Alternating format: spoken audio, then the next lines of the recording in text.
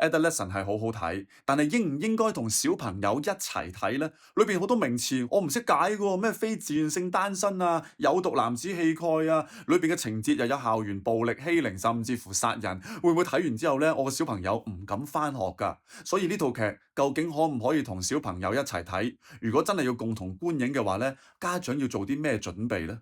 前英格蘭球星 Gareth Southgate 有提過呢套劇集，英國首相 Keir Starmer 亦都提議喺中學要播呢套劇集。其實呢套劇集最緊要嘅係年青人會其實喺裏邊揾到啲共鳴同埋接軌，可能喺佢哋學校裏邊會見到一啲事件同劇集裏係有啲相似嘅。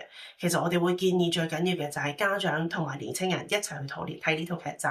點解咧？其實因為製作團隊咧之前都有講過，其實佢哋做呢套劇集最重要嘅目的咧，其實係好想家長同埋年青人去坐低去傾下青少年嘅問題。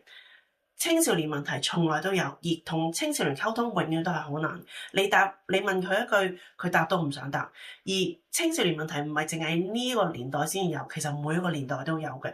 冇網絡嘅時候有其他嘅問題，所以其實家長同埋青少年應該藉住呢套劇集，去有一個契機，有個機會俾大家傾下，一齊坐喺度睇下呢套劇集。咁反而家長可能咧要調翻轉頭問下年青人，呢個點解啊？或者呢度係點解佢會咁樣講啊？係希望咧就係咁樣慢慢咧家長同埋青少年啦可以傾多啲呢啲問題，甚至家長可以問你學校有冇類似嘅事情發生啊？或者佢哋會唔會覺得套劇裏邊同佢哋學校有某啲嘢相似啊？所以其實你要記住，移英港同每日喺英國去 experience 到嘅事，其實對香港家長係其實都幾陌生嘅。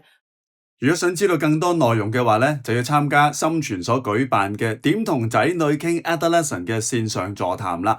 舉辦嘅日期呢，就係5月4號，時間晏晝4點到5點半，形式呢，就係線上進行噶。到時我就會擔任主持，同埋 NHS 嘅心理學家、臨床心理學家，仲有在英嘅中學老師呢，三方面一齊探討下究竟 Adolescent 呢套劇帶嚟嘅種種問題嘅。報名費用呢，就係5磅或以上，因為呢一個係個籌款活動嚟㗎，籌得嘅善款呢，希望可以幫助到心傳機構提供更多服務呢，俾在英嘅香港小朋友。希望大家可以踴躍支持。